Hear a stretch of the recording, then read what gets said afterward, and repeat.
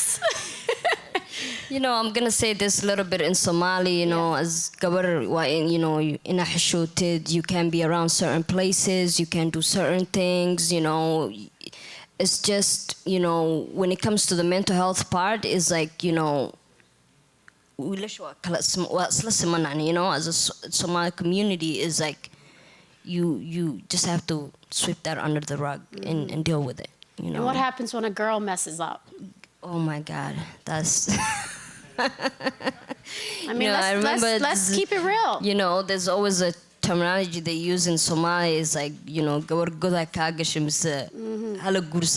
it right? I mean, I don't even want to know the interpretation because just the gist makes me cringe. But yes, you're right. So, you know, things like that. Yeah. You know, so it's hard. Yeah. To deal with that. What would you say? How does that contribute to the shame connected to seeking help? It comes like with the family, like you bring, you know, shame to the family, you know, like, you know, I don't know how to put it in a word. Like the messaging that you're getting. You're getting out to your family name it's bad. Yeah. Like you've done the worst. You done the worst. And imagine just carrying that in your back and feeling like out of, you know, 5 kids, you turn out to be this, and then now you get blamed for that. The guilt and the shame. The guilt and the shame you carry on. They say that like you know what I mean? Like for example of me, like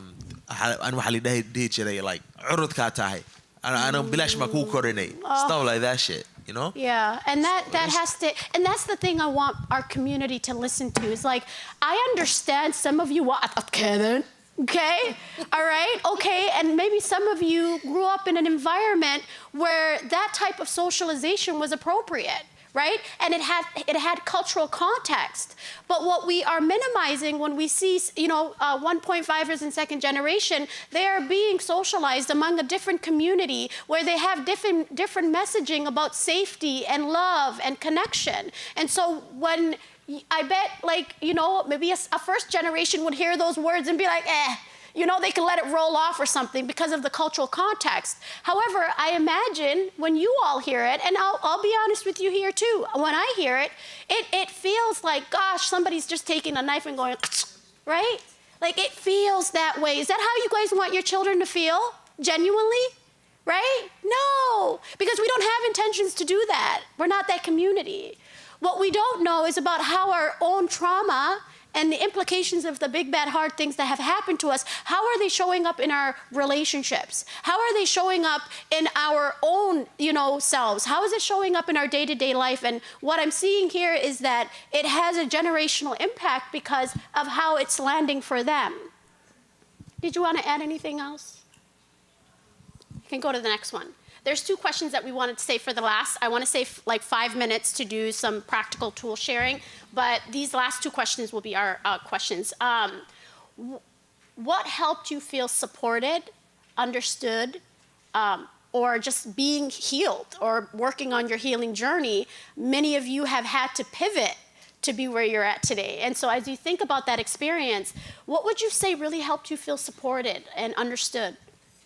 Well, I remember when I started using again, I violated my parole, my condition, so I went back to prison. And randomly, I got a phone call while I was in there. And this phone call happened to be that man sitting right there outside, Yusuf Shafi. Nobody calls anybody in prison, but I was talking to him, and I've been contemplating changing my life around, and I felt like I was doing a job interview, selling myself to this man, like, yeah, I speak this many languages, I do this. I'm telling him things that doesn't even relate to drug use or mental health at all. And it's like, hey, you know what? I read your story. I want you to, when you come out, I want you to come here and see if we can help you. Going to that program, I did 1 year in that program. Like, there's no judgment. Him listening, me having access to him instead of the counselors and things, and me sharing my story and people listening, give me feedback and give me advice on how to do better if I messed up, made it that much easier for me to be where I'm at today. Because of that, I made it a journey in my life to make sure I do community outreach in my community and see if I can guide people and change people's mind, and always let individuals know that you are not alone. You know, this journey, you're not by yourself. There's a million of us like this that went through this process, and it can change for anybody if you put your heart into it. Thank you. And Wow. that's what And so what I'm hearing you say is that you needed somebody to believe in you. Exactly. And you also alluded to, whether you said it out loud, but a true sense of an like emotional connection with somebody who truly felt seen and you felt heard. Without any judgment. Yep, Without any judgment. Okay.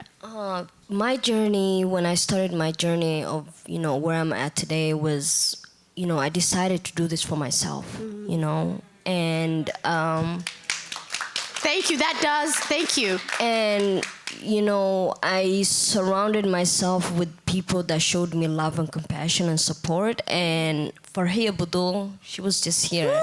She was one of people that, you know, supported me. Abdurrahman. So when, you know, I decided to put families and everything aside, and I started focusing on myself, you know, and you know, surround myself with people that showed me love, showed me the right way. And after that, I decided to give back to the community and use my, you know, lived experience to support the people that are struggling with what I used to struggle with. Thank you. Nuruddin? I went through. I went through a mental health problem for like 9 years previously, and I went through so much. But I had an older cousin that when I got back to America, who was on my side, and honestly, just, you know, was there for me. So I just say a family member was. Thank you. And what message do you want Somali youth to hear today? Each person. This is going to be a difficult one. I mean, the message that I would want everybody to hear is nobody's like your family. No matter how difficult it gets at home, your number one fan is always going to be your family, regardless of the judgment, the shame, and all that, right? Don't turn your back on your family, and always speak about your mental health if you have some, and if you have a drug habit, there's no shame in that. Go and talk to somebody about it, regardless, before you go too far. And don't forget Allah. Thank you. That's the main thing as well. Thank you. Something I would like to let the kids know is that, and I'm specifically to our Somali kids, tell them that it's not worth having an op. Kids don't understand that. It's not worth having an op. You're cool. You're cool. You're cool. You're gonna be cool. You're gonna be good without an op. Because once you have an op, you're What's gonna an be like op? opposition. Oh, I'm like, y'all, I'm a little too old for this conversation. Okay. Basically, don't make enemies where you don't need to have enemies. Okay. If that makes sense. Okay. So can you explicitly share what your advice is to youth? Don't make enemies where you don't need to have enemy. Basically, if you think, because the kids nowadays think that it's cool to have like a, you know, be part of a gang and, you know, have opposition and be about that life, you know, because like most of the music these days is like saying like we caught an op or we killed the opposition or we killed the enemy or whatever it is, you know. It's just not worth it. We get influenced by music, and it's like, you know, it's not worth it. Honestly, living a normal life without like anybody, like without hunting anybody or like somebody hunting you is good. Right. Honestly, There's peace. Because end of the day, later on, you're gonna be like, this person. Because half of the kids don't understand like what they're beefing about is basically this person said something Right. about my homie. Right. This person said something about me. That's all it is. If you sit one of the boys here and you sit another boy here and ask them, what are you guys beefing about? They'll have no words because it's not even something crazy. Because it's deeper. They're out there because it's deeper. Can I add something on there? Yeah. I mean, I would think it's deeper, but it's really not. But I can say share this. that. That's what I want us to know. Because when I was told the same message that he was just passing out right now, Yeah. right? My response would have been, I'm too smart. I got away so many times. I will never get caught. This and this and that. But all that is nonsense, because I can tell you this, there are only two ways out, right? It's either death or prison. And I can say this because that's where I ended up to. If you can graduate from the street, you graduate to go to prison. And 14 years of my life was down the drain because of that situation. And Yeah. I can sit here and tell you that it's not worth it. Right. You think you have it rough down here, wait until you go there. You know, you need to change that right now while you can. You know, it's not... if you can come and name an individual, the biggest drug dealer in the world, El Chapo, look where he's sitting at right now. There is no retirement from this. There's no future in this. Yeah. Right? And coming from you, it means a lot because there of is the no future in experience. this. No, there's none whatsoever. Thank Also, you. my brother will tell you, but jail is not fun, guys. I'm gonna keep it a buck. Jail is not fun. He can tell you like what he felt in there, but trust me, jail is not a hotel or anywhere you want to go to. Thank you. Hold on, what would you say? My message would be, love yourself, speak up, and look for help when you need it. Thank you. Do I have time or am I done? Okay. Thank you, guys. Sorry. Please clap for them. Please clap. I'm sorry. I've got ADHD, guys. Thank you so much. I wanted to, before I say the tools, I wanted to see if you guys can kind of share the pivotal moment where your life, when you're in that point, because change has stages. When you're in that point where something either can sway you one way or another, what would you say was that as it relates to resources? For me, early in my recovery, I was in treatment for a year, and after that, I, got into my community where, I was working with near recovery, and like you get lost in the middle. Like sometimes you feel like you can't do it, and when you have, community and resources that are there to support you, that comes a long way. For example, near recovery was one of, the resources that I had when I was early in my recovery. And some days when I felt like, I had nothing to do at treatment, like I maybe wanted to go hang out with the wrong crowd, she would always pick me up, do outreach, sit down, we would go over, like, talk, have a coffee, that kind of support, that kind of just like pushed me moving forward. So peer recovery support, mental health support. Okay. Same. Before I get to the pivotal moment, I'll just do a quick backstory. When I was 12 years old, my parents dropped me off in Kenya. Like my whole family is here. I was the only one they took me out there. So like immediately when I got there, it's just something changed. Like I was just, I started getting depressed, all that stuff, all that good stuff. So I was out there for 9 years in Africa, the continent of Africa. And somewhere along the way, they took me to Dakan Ellis. I got chained up to beat the shit out of me. I'm so sorry. I'm gonna keep it a buck. You don't gotta be sorry. Crazy. But yeah, they tie you up, they beat you up, everything happens. And the main reason is because they didn't understand my mental health. I'm gonna be honest. No. So they were like, further traumatizes and debilitates your mental health. no, because it of doesn't. that. Yeah, 100%. Yeah. So like, the reason that I was there is because they were like, Quran ka bahalaga ba inu ko afmadi, shit like that. Okay. And obviously it wasn't a real thing, but the thing that changed is when I came back from Africa, when I came back and actually got treated, and I got a job and actually got money. That's when I think that When you changed saw me that was change probably was possible. Yeah. That when I first started earning money, that's when I thought that finally I'm like independent, Okay. So I think that's pretty much Thank you. for me. Yeah. What would you say, Absanan? For me is having the support, like realizing like in this recovery community that if you have the support, right, you can pick up the phone and call somebody, that person will be there for you. It makes a big difference. Like when you're ready at that moment, like I want to change and you want to call Yes, it somebody. makes a big difference. And that's why I mentioned Yusuf Shafi. Him even inviting me into his place saying that, hey, we're going to do this. It was a starting point for me because I've never been to treatment prior to that. I used to look at it as a form of punishment. When people usually go to court, they're telling me to go here or you go to jail. And that's how I used to view things. But from that moment on, and like I said, compassion, people showing you compassion and people relating to you and just having those kind of people around you makes a big difference and kind of pivot you in your direction into changes. Thank you. And having that, they say the opposite of addiction is connection.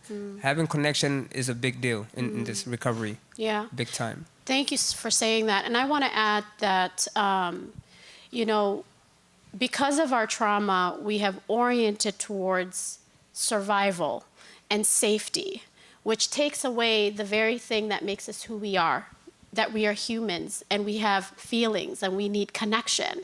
And in that way, it is not cultural for us to be wired in the ways that we are, but because of the experiences that we've had, instead of being oriented for connection and relationship and safety, we've connected heavily emphasizing on how to be safe and avoiding. And so what you're alluding to and the practice tools are really coming from our community and our adults understanding that it really isn't that like complicated. The resources are be a person who is open enough to hear what your child is saying, to hear those who are vulnerable and who are experiencing really hard things. And what I was going to say in this part is that regulated adults regulate children. I'm going to repeat that. Regulated adults regulate children. And until we get to the point where we're able to find that safety within ourselves and we can regulate the ebbs and flows of what it takes to parent children, we are going to continue to go down a route where we not only traumatize them, but we minimize their experiences, hence why they have to choose other ways of coping. And with that, thank you so much, you guys. And we're done.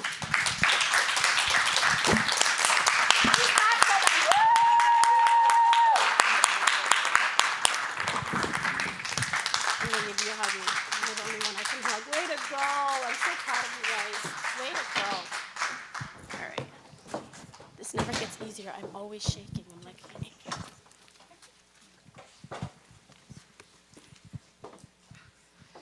Thank you, Dr. Bashir.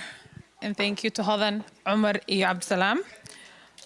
Please give them one more time a round of applause. They were amazing panelists. MashaAllah. Before we transition to our next session, we will now take a 20-minute break for prayer. And we have refreshments right across the hall, inshallah.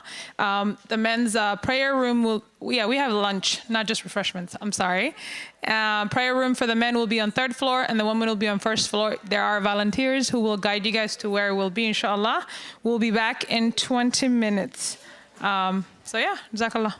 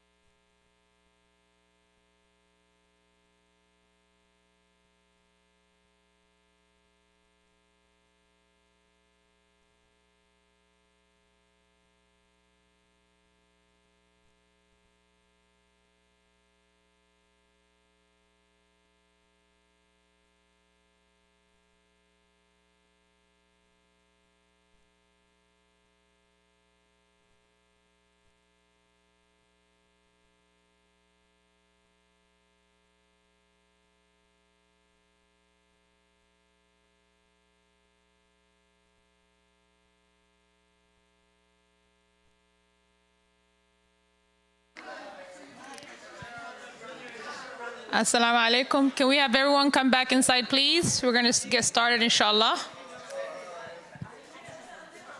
Okay.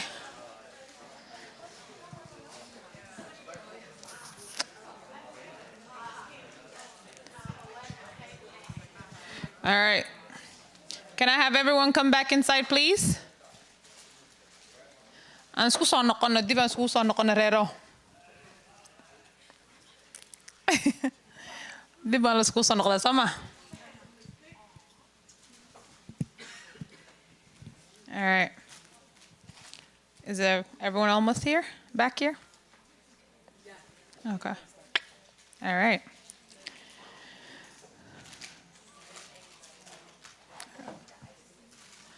Do I have everyone back? You guys can munch, I promise. Except the moms, they can't munch because they're up next, inshallah. Our next conversation centers the voices of our parents, mentors, and community leaders who work every day to support youth, strengthen families, and build resilience across our communities. This panel reminds us that protecting young people is not the responsibility of one person or one system. It takes families, trusted leaders, cultural connection, and collective care. Leading the summit and helping bring this vision to life is our brother Abdurrahman Mukhtar, founder of Daryeel Youth and a longtime youth advocate dedicated to mentorship, violence prevention, and community healing. Joining him on the panels are Hoya Nasra, a longtime parent, advocate, and founding member of the Cedar Mothers Group, who has spent decades uplifting families and supporting mothers navigating challenges facing youth. There's also Hassan Mohammed, Executive Director of the Minnesota Somali Community Center, whose leadership focuses on empowering immigrant families, youth, and underserved communities through advocacy and partnership. Please please join me in welcoming our panelists for this important discussion of family, healing, and community resilience. Can I have you guys up here? Thank you. All right, soccer. ترتيب له welcome أربعة أنت حسنا welcome ولا لا أي عبد الرحمن مختار it's your turn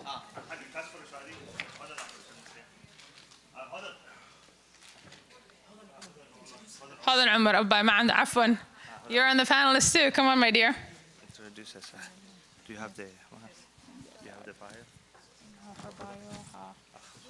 okay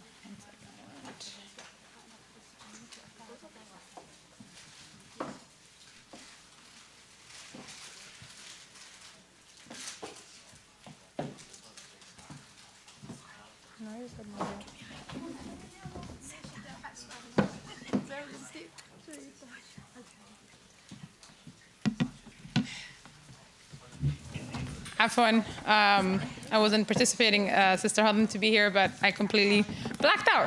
It was my fault. We have a speaker parent on this panel by Hadlan Umar, who's a LSW, the executive director of Hoya Hour, and has over 20 years of experience supporting children, youth, and families through community outreach, education, and culturally responsive services. She's passionate about family engagement, mental health awareness, inclusive education, and empowering immigrant communities. Hodan holds a bachelor's degree in community psychology, master's in science and in education administration, and leadership from St. Cloud State University, and is a licensed social worker. Welcome, Abay Maanto.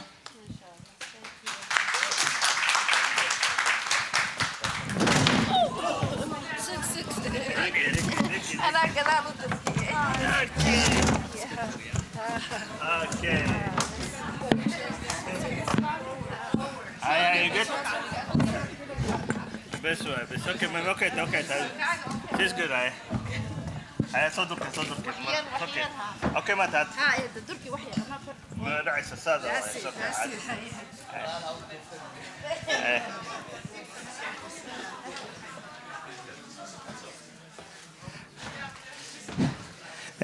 السلام عليكم waxaa la rabaa sidii hooyo nasro kale waa la kufaa waa la kacaa qoysaskeena inay saas noqdaan waa la kufaa waa la kacaa markuu dhib dhaco haddaa sii fadhido dhibaatadii haddaan isdhiganno marka laakiin sidee u kacday oo u jeedeen maasha Allah bismillah السلام عليكم ورحمة الله وبركاته qaybtan waalidka waxay noqonaysaa qayb panelka bilingual Somali iyo English ah waxaan rabaa qof walba luqadda uu comfortable-ka ku yahay inuu ku hadlo dad badan ayaa daawanaya fariinta waxaan rabnaa marka waalidiinta inay gaarto barnaamijka waxaan u qabanay in dadku ay ka faa'iidaan wacyigelin dadka aan ballaminay dhalinyarada ha noqoto waalidiinta ha noqoto dadka dhakhaatiirta ha noqdo maanta dhan waxaan ugu talagalnay inay ka faa'iidaystaan arrimahan muhiimka aan ka hadlayno marka waxaan rabaa and I'll just say this maybe I can have it's okay idili waxaan rabaa amina inaan dhimale I'll speak both English and Somali. I'll try my best to balance. The goal of this session is actually a parent panel, but I also want to make sure that we are live streaming this. I want to make sure Somali parents who cannot speak English language, I want them to understand and gain something from this discussion. So please, we can try to summarize the discussion, and maybe I can say the questions in English, but bear with us, okay? I want to make sure that we balance the discussion, because at the end of the day, we do have a lot of parents who are watching this live, or some of them are here, and they feel comfortable listening the discussion in Somali language, okay? So thank you. And microphone ka kusi hooyo hodan.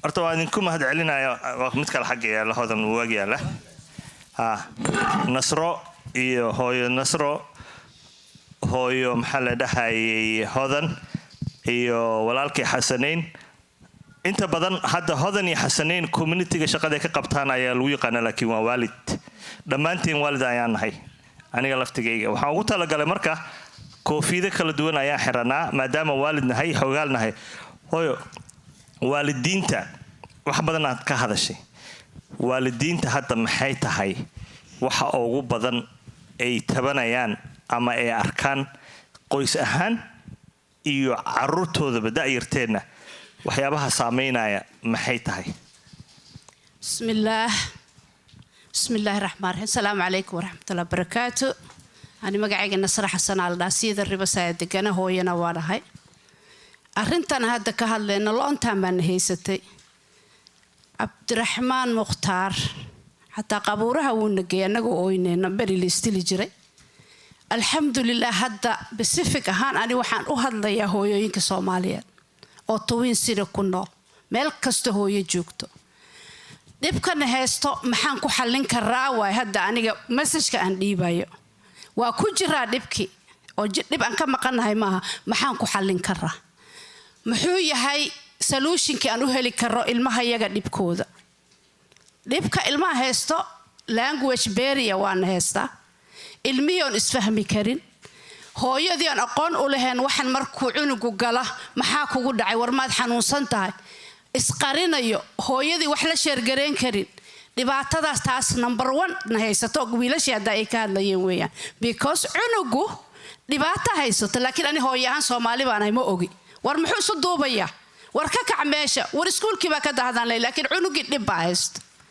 okay ani knowledge uma lihi dhibka aan cunugayga ku badbaadiyo marka community-geena waxaan ka codsanaynaa haddaan hooyanahay annagu language barrier haysto aqoon mental uma lihin cunugan dhibaatadiisa ma garanayo war yaa iskuulkii maadan dhammeen war jaamacad kama aad soo war reerka isaga u liito ayaan cunugii ku dhahaya de markaan dhaho cunugii waa ku sii tagaya dhibaatadii marka fadlan aniga waxaan ergo u diray hooyooyinka Soomaaliyeed dadna caawiyaan leenahay dhakhaatiir baan leenahay looyaraan leenahay dhibkeeni haddaanan u sheeganin cidba nagama caawinayso marka ergaha hooyo Soomaaliyeed baan u diraya inaan dhibaatadeeni sheegano isku filaano isgacan qabano guri kasta oo Soomaali Twin City degan oo dhib jirin ma laha anigaba iga bilow waa haysta hooyada deriska way haysata laakiin dhibaatadii haddaanan sheegan say nagu ogaanayaan dadkanagii aqoonta noolaha dadkayaga cilmiga noo bartay marka fadlan waxaan idinka codsanayaa Soomaali maadar haddii codkayga maanta dhageysan meel kasta aad joogtaan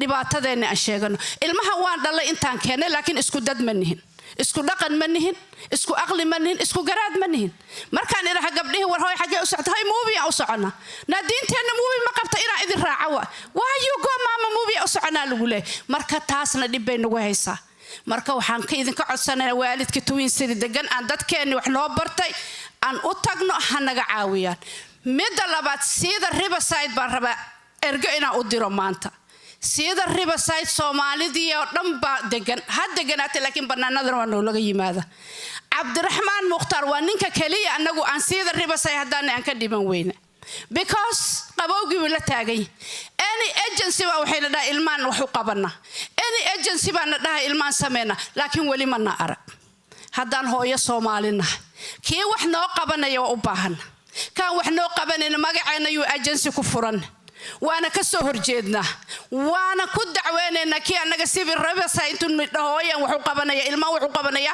aniga iga bilaa oo ka soo horjeeda yarkan xasana waa kana garabkaygu taagay nagama haro xataa meel loogu qabeeyo raadiye cid garab ku siisa mal mid kalena lacag buu ku qaadanaya ilmaan caawinayo kule taa ninka igu raacsan hooyo Soomaaliyeed waan ka soo horjeednaa haddana waxaan qabanaynaa hooyo Soomaali meel kasto joogto inaan ka doodno isu nimaano Twin City garabna nagu siisaan thank you waa ku dheeraade madamale waa ma shanta hooyo Nasro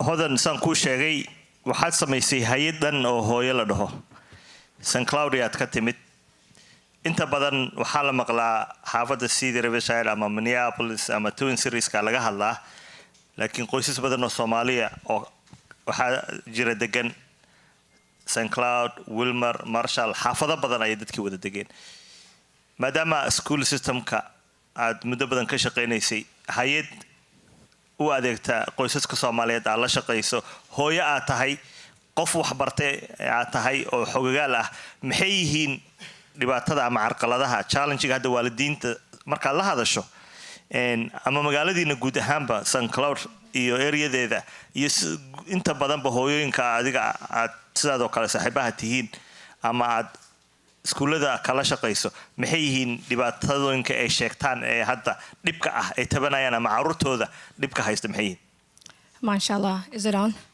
Assalamu alaikum so magacayga waa Hodan Umar and horta Abdurrahman I known him as a baby back in the days I hope we still look young and I lived in Cedar back in the 90s so Cedar anyway came out of the M building 97 96 mentions of the Gnajire and St Cloud I horta u guura aniga and about 13 years ago waxaan ugu guuray waxay ahayd I'm a product of Minneapolis you know say wallahi weynaat markaan maqnaatid 30 plus years wadanka ku noolaay so I knew the system and how our things were going waxaan sameeyay waxaan dhahay but let me find a space now in your teenager I so socdo I need to go find a meel aan ku noolaan so St Cloud aan u guuray for that reason St Cloud kan u guuray I realized waxa halkan ka orday inay iga sii horeeyaan I'm like it doesn't matter where you are in America was problem ku yaala so aniga marka waxaan isku dayay bal I need to go educate myself instead of running away from the problem I need to go educate myself and then iskuulaadkan ka shaqeey waalidiin badan la shaqeeyay dhibaatada ugu weyn aniga hadda waxay arka St Cloud waxay tahay and wax walba ceeb waaye you know even my own organization hooy marka dadka isku keeno they're like hodanay no mala duubaya and waxa raba inaan ka hadlo cunugeyga dhibkan qabo ma rab cid diriska inay ogaato so our problem is you guys you're open waa ka hadlaysaan but in St Cloud it's a shame we don't talk about it and ilmaha xun comes from Minneapolis we just blame you guys everything is from Minneapolis marka anaga dhibku weyn wuxuu yahay waan qarsanaa we have so many youth of St Cloud into maxaan hana heart attack we said heart attack oo dhinte I think we have double of what you guys have but we hide against St Cloud so we're trying the best we can in ka hadalno inshallah maybe one day you know we'll be like you guys where it's okay to talk about it ما شاء الله هذه ما سنتهي حسنين and وحتى أبو لكن قف وحتى every time crisis لو صوّعه أنا أديك ما أنت ما عرفتي لو صوّعه أما أنا اللي صوّعه مرول بواحد عن labada qof ee la soo waca marka qaarkood yaa nahay waxaa isku daydaa in hooyo wax ay meel ay wax geysa la ama meel ay wax ka bilowda la inaad cunugiya ka caawiso isbitaal la geyso ama caawiso laakiin adiga laftigaaga parent ayaa tahay organization waad maamushaa waxyaabaha ayna ogeyn dadku ee lagu soo waco waalidiintu inta badan anaga waan qarinaa ma sheegno waxyaaba badan oona sheegin ayaa jira dhibaatooyinka guryaheena ka jira ee lagu soo waco maxaa ka mid ah aan qarino السلام عليكم ورحمة الله وبركاته. isaga waxaa waaye fasaxan u siinayna in English ka hadlo waa sujuu ma Okay, why? Af English aan ku hadlaa marka. Yeah. Thank you, Abdurrahman. Yeah. Hi. All right, you know, I've known Hoy Nasro and Hodan. Hodan, I don't know if you remember, but we used to work together. Yep, We used to work together in Best Buy in the late 90s. People are going to know our age. Don't tell them. All right. So, should I share what our nickname for you was? I used to be so skinny. We call her Nafir. Yeah. Like I was gonna fall. We would sit down in lunchtime and be like, hey, have our food, man. You know? Eat something. Maskinta, she used to work hard though. You know, very hard. But I'll tell you this, Fidia, we, Hodan and I and you know, Abdurrahman, we grew up here. I actually am married to somebody who graduated maybe a year before you. After me. After you? Yeah. We have 5 kids. My eldest son is 22 years. He's in the military, U.S. Air Force Special Forces. My youngest is 5 years. He's going to be 6. So I'm dealing with an adult, 2 teenagers, one graduating now high school and one who's on 9th grade, and one who's on a 3rd grade, and one in the kindergarten. So I have to be very flexible in my negotiating skills, right? Because I cannot set one rule for something. And remember, I'm a second youngest of 12. So I've grown in the hierarchy of the 19th century parenting, where if I wanted to do something, you know, ask those who are above you. All my 4 sisters were older than me, you know, and the rest were my brothers. So when you do something in Somali, you have to talk to them first before you come to us parents for a decision. So we did that. But you have to know that I wish the youth will be up here so they can understand this, that when we were raised in a 19th century skill set, and we're dealing with 21st century kids. So smart parenting means that we have to learn and adapt.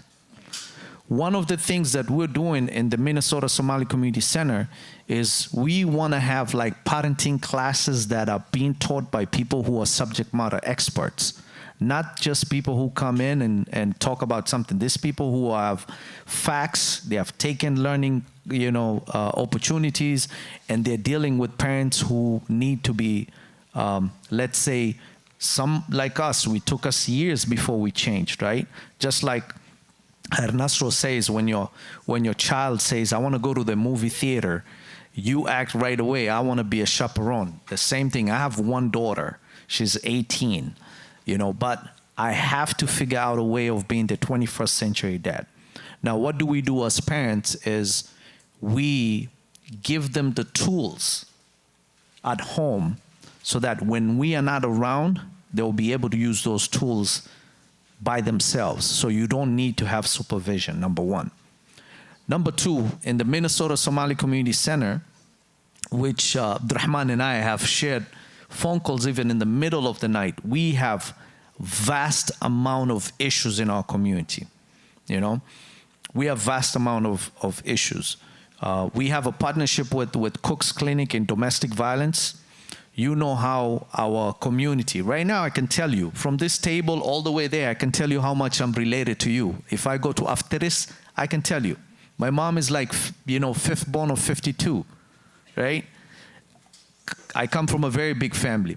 So in our culture, in our community here, when somebody's in a domestic violence situation, they don't want to work with somebody who's a Somali. Why? Because that person might know somebody from their family, and they don't want that. So I have a partnership with Cook's Clinic. They're Ajnabi They will work with any person that I refer to them over there. It's a service that we offer because we want to make sure we meet the victims where they are, where they're comfortable. We don't want to traumatize them again, number one.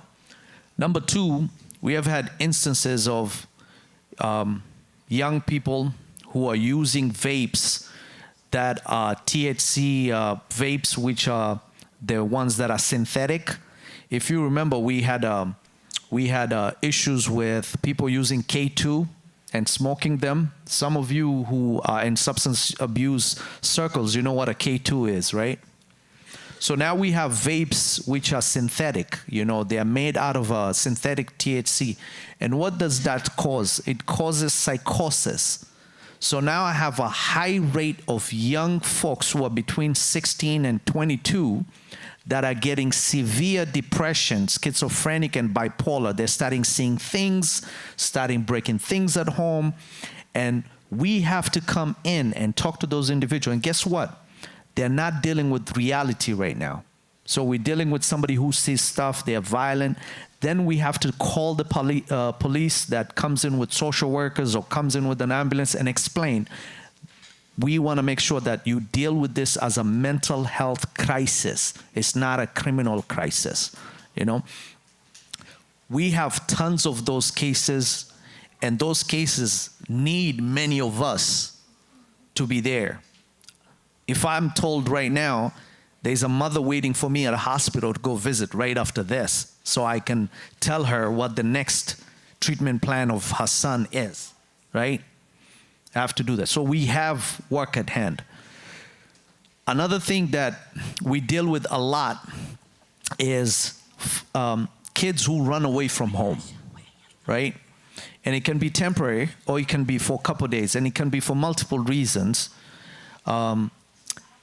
I don't know if you have watched the news. We do have instances of really parental abuse on their kids. Remember the days of us being whooped by wires and the legs of chairs, those days are gone. We should leave those back there. You know, there's different ways of dealing with, you know, kids' attitude and how to adjust them and have some form of behavioral adjustment with the kids. We no longer use, you know, cords or wood sticks or anything. Nowadays, like I said, you negotiate these situations. But the best important tool that you ever have is your insurance card. If you're dealing with something that is beyond you, there's so many coverages that are offered for you to get. There's up to 20, I believe, in certain insurance that they give you 20 appointments to see a therapist for your child for free. You don't have to pay copays or anything, the first 20, you know? And believe me, 20 is a lot. When you do a weekly, that's like, what, 4.5 months of free therapy. And you can see an improvement of some sort. The other part, what I've seen is, you have to know this, like, there is, in Islam, we have to believe that there is, like, you know how you know, when you say you're a Muslim, we believe in 5 pillars, right? When we say, you know, like, you have Iman, we have 6 pillars. And the last one is called Qadr, means that it's predestined for you to happen.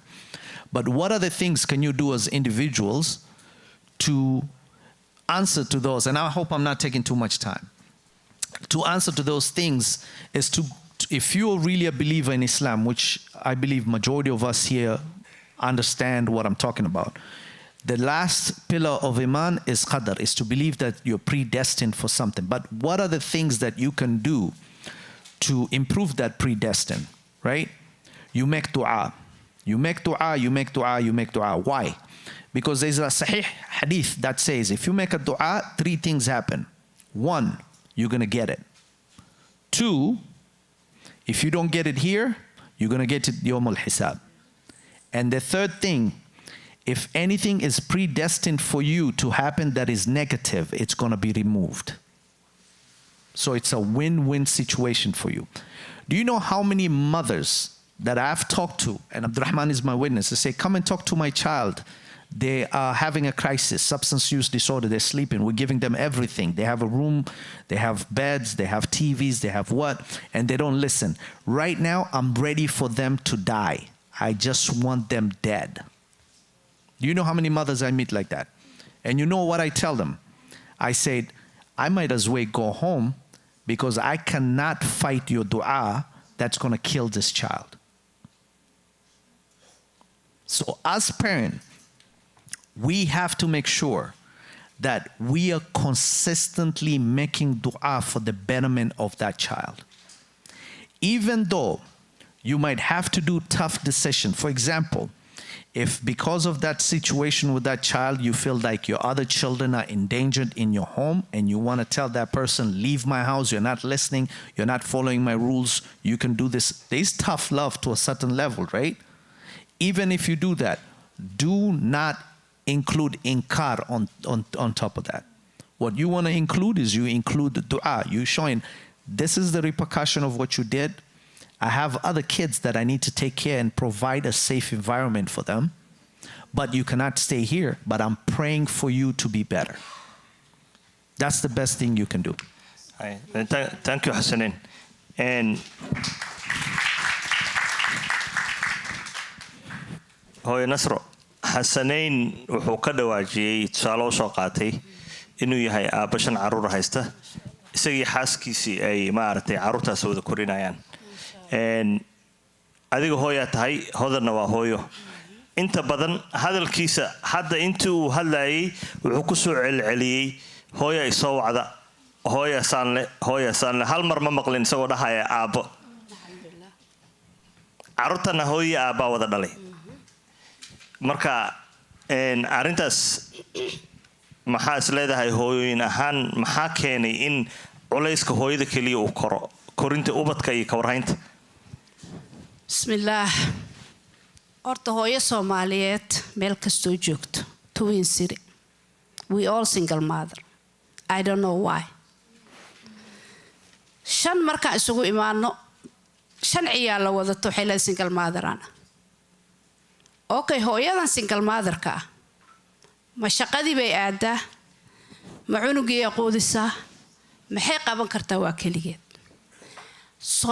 wadanka waxaana la degan intaasoo ajnabi ah Ethiopian Eritrean Hindi ilmaha yaga maxaa keenay wiilka yagu xabad inuu u qaato meel lagu qalin jabinaa wiilka yaga maxaa keenay jeelashu inuu ka bixo Soomaali kaliya bal Orientka waa idin weydiiyay maxaa Soomaalida yadii wiilashayadii ku dhacay aan idin weydiiyo because ani hooyaanahay wiil 16 jir ah wax kama qaban karo kulli wixii waalid uu og yahay cunugu markuu 16 gaaro oo wiil yahay hooyo wax kama qaban karto shaqadii aada bariiskiisa raadisa aabaha Soomaaliyeed markuu hooyada furo ilmihiina waa furay waad isla ogtiin meel kasta adduunka joogtiin isweydiiya ilmo jaamacad ka soo baxo aabihii arkin baa jira where is my father wadankuuna ku noolyahay qisa yar idinka hadlaya cunug hana bin ku dhintay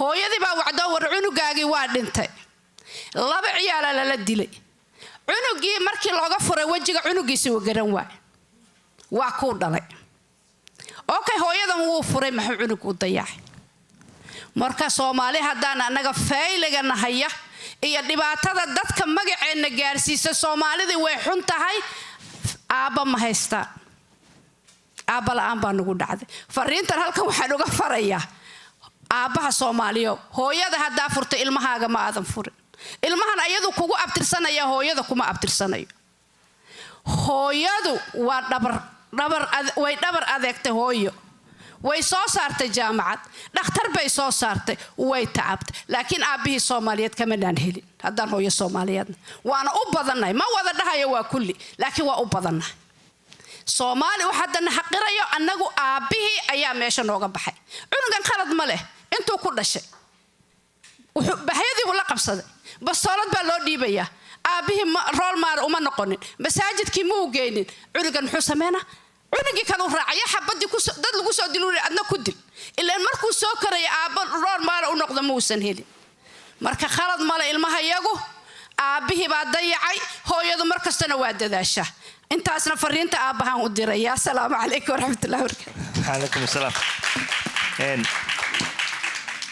hodan waa og tahay dhibaatada waan ognahay xasaneyn inta dhib ka hadlay nasro inta dhib ka hadashay marka halka hay-adda hooye waxaad u abuurtay inaad wax ku xaliso dhib jira inay solution noqoto muxuu yahay marka halka waalidiinta markaad la hadasho ay ku weydiiyaan ama waxyaaba u baahan yihiin dhibkii maanta dhan aan ka hadlaynay laakiin halka waxaan rabaa inaan hadda saad adiga u aragto inuu halka yahay maadaama carruurta waxaad daba ordaaya ee wada ee hooyooyin yihiin adigiina maaragtay saa sheegtay hooyo markaad aragtay dhibaatadii carruurtii aad kala carartay Minneapolis inay meel walba kaaga horeyso inaad jaamacadda aaday adigii wax baratay sidaad carruurtaada u korin lahayd xal ugu noqon lahayd aad adigu naftaada waqti aad gelisay maxaa xal marka maxaad leedahay hooyooyinku u baahan yihiin maanta carruurtooda ama guud ahaan bulshada carruurteena halka lagu badbaadin lahaa muxuu yahay horta midda koobaad hay-adeena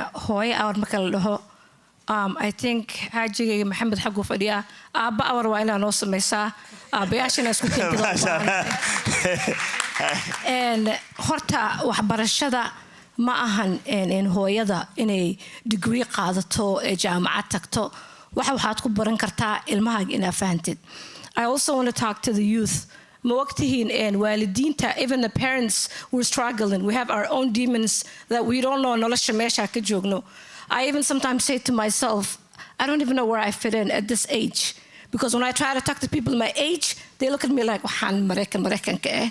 And then when I talk to American there's those of us that are lost in the middle. So you have to understand your parents have their own problems too. Halku wuxuu noqon karaa hooyada Soomaalida please don't think aniga wax ma aqaano wax ma fahmayo wax waa fahmaysaa. You don't have to read or write to understand. Science ilmahaaga fiiri. And YouTube video daawo. Aniga gabdhaha ii imaado 90% hay'ad waxay lahayn maba naqaano wax laga hadlayo. It's okay. You don't have to go to school. You don't have to have a degree to understand your children. Ilmahaaga adiga dhaqaaqiisa dhaqankiisa muxuu samaynayaa. Just watch those baby steps. I hope that answers the question. Yeah. Thank you. And Hassanein, waqtigii uu naga dhamaaday. And waxaan panelkiina u sameynay mawduuca hadda Dr. Ashwaaq ka hadli doonto iyo Dr. Najiba. waxaan rabay inay ogaadaan dadka dhibkii waan ognahay marka maadaama aad ogtahay adi crisiska just maxaa la dhahaa 30 seconds solutionka waalidiinta maxaa dhihi lahayd maadaama maalin walba lagu soo waco halku muxuu yahay So the question is what solutions do we have now that we know what the problem is? I think as parents we need to be flexible and learn new ways of dealing with the crisis that's going on. If you're still stuck in your old way of how you're taught of how to to solve these issues, you'll be a failure. Come in, meet with men who are talking about men issues. We have fathers projects that is being done in Brooklyn Park. I believe we had a couple of seatings and I was the only Somali guy there. I don't know why when there's a conversation about fathers, Somali men don't feel like they want to show up. My personal thing, but like how Nasro was saying, I'll say this. If two-parent household call me because they cannot take care of these kids, do you think single parents household have the bandwidth to do it? Absolutely not. I can tell you, some of these kids at 14 years old, they're bigger than her. 14 years old. They are really huge kids nowadays.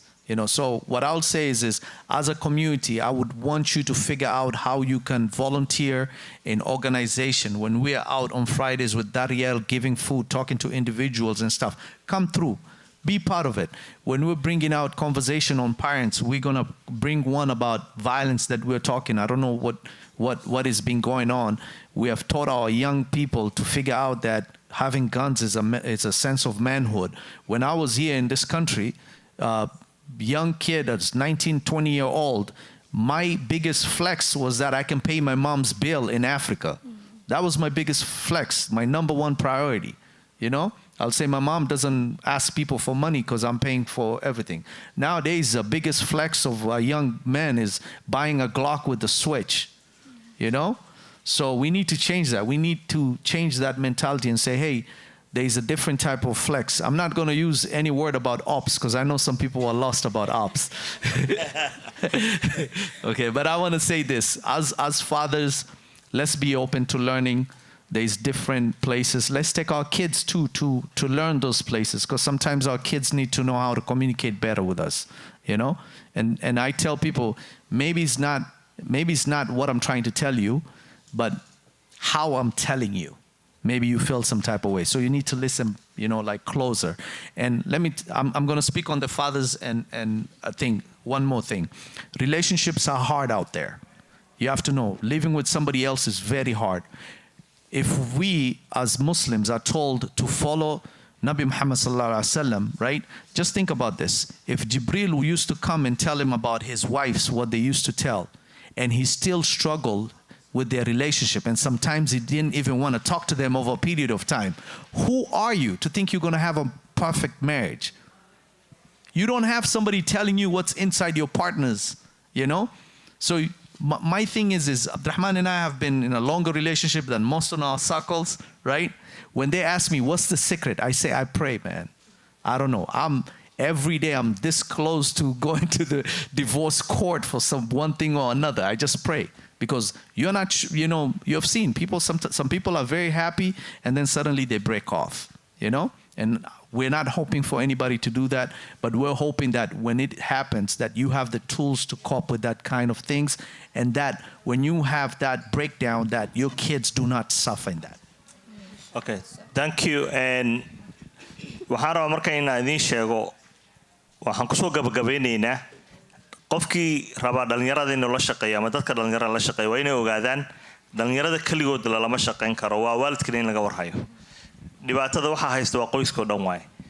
cunuga kaliya harkin, qofka dhalinyarada kaliya harkin. waxa hadda ay Hodan iyo Xasaneyn iyo Hooyo Nasra ka hadleen waa dhibaatada guriga ka jirtay qoyska waxa haysta. marka waan idin mahad celinayaa dhammaantiin awlaadda dhammaanteen Allah noo barakeeyo. ducadana ma arta noogu dadaan insha Allah. ma shantay mid kale idinku dara wax yar raali ahaada waqtigiiba waxay, laakiin waxa u baahanaa hooyooyinka galaasyo in la siiyo.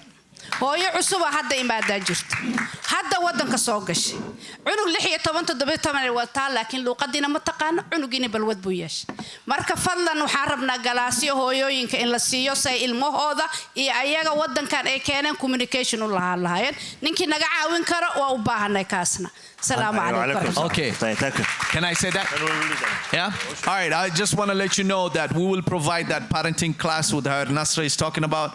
I will send out the schedule, inshallah. I'll work with Abdurrahman. Inshallah. Barka Halis Garcia. We need that class. Thank you, guys.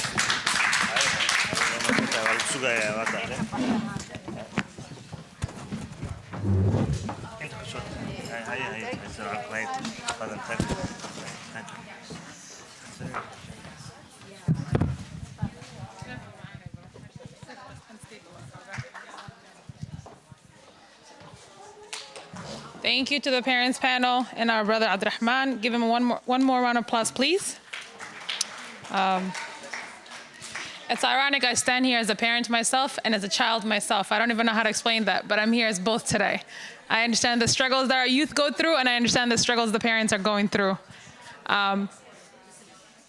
Okay, can we come back together, please? Can we hear each other out? I promise you, there will be more coming, inshallah. All right, thank you, I appreciate that.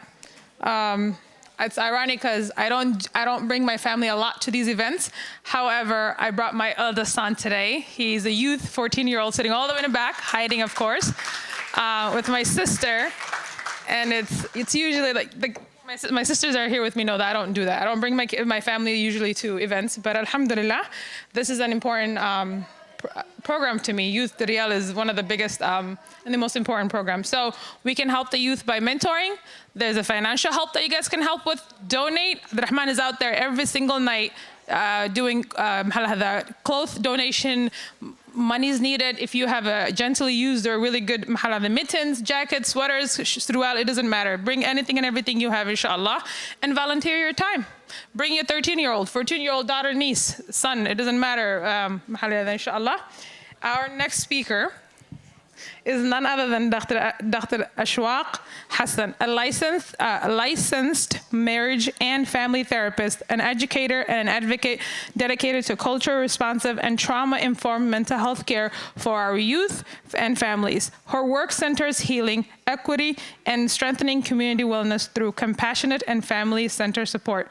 Please join me in welcoming our keynote speaker, Dr. Ashwaq Hassan.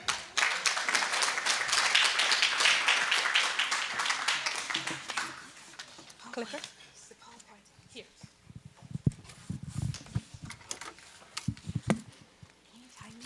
When 5 minutes is left. Okay, where do I go? This way? I'm thinking this one, yes. Yes, there we go.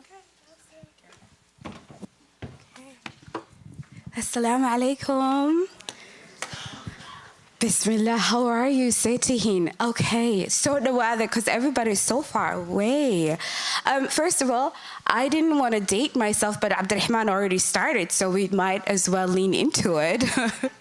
And so when Abdurrahman asked, just like Idil, this is outside of my comfort zone, especially when it's not in the realm of teaching, but public speaking in a bigger group, especially of Somali. And so to see that of Somali and English are mixed makes me relieved.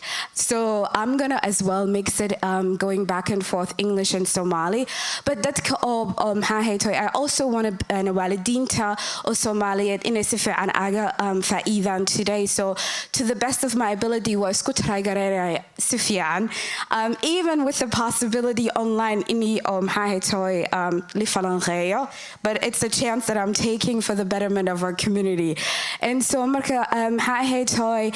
wanted to highlight and say, Abdurrahman, can you stand up, please? I mean, thank you so much. I think the work that you do is beyond. And the thing is, like, me and Abdurrahman go way back, 2 undergrads at the U of M, navigating, trying to figure out what we want to do and become. And today, to be back here as 2 parents, 2 people that are, like, well, let's keep it real. It's 22 years ago. And so now to come back as that not only Jama'at Kaqalinjibian, but also laba qafood oo walidiin that are looking back at the community that really want to see you all succeed, but not only succeed, but that we also are giving. And I think that's community service is something I hugely, not Islamically, but also as a person deeply believe in. And so when Abdurrahman called me, I was like, say less, even though it's outside of my comfort zone, I'll do it. I'm here. And so a little bit about myself. I am a licensed marriage and family therapist, and my specialty is family, khoiska. So, and also the modality is play therapy. And so one time I have a funny anecdote. I was sida intoo kaleeto miiskeeya aan fadhiye and waalida ii imaada oo Soomaali aaba Soomaaliyeed. And then wuxuu dhahay adeer maxaa ku takhasustay? And waxaan dhahay takhasuskii waxaa waaye qoyska iyo familieska iyo ilmaha sida loola shaqeeyo, and waxaa aadna ugu takhasusay play therapy. And wuxuu dhahay adeer maxaa sheegaysaa? Play therapy. wuxuu dhahay maanta ilaahay ka cabsay maanta maxay dhahaysaa play therapy oo ilmaha sida lala dheela ma ku takhasusta hadeer it's play therapy science waxbaa ka jiro research la sameeye and waxaa la ogaada play therapy ilmaha inay wax ku bartaan adeero ilaahay ka cabso maanta maxay leedahay. And I was like, yes, Ader. And I was really excited and I was perked up because there's Abu Somalia that is asking me questions about waxaan ku takhasusay. And I was like, Ader, play is the language of kids. And then I heard Bismillah, play. Okay, and I was like, yes, play is the language of kids. And through play, ilmaha wax badan bay ka faa'iidaan. Waxay ka faa'iidaan dadka siday ula sheekaystaan. And through play, waxaan ku takhasusay ilmaha sida aniga naftarkay u fahmi lahaa dhibaatooyinkay la kulmayaan, sida dadkii adduunka u fahmayaan, iyo maxaa hayto emotional regulation, sida camalkooda isu dejin lahaayeen.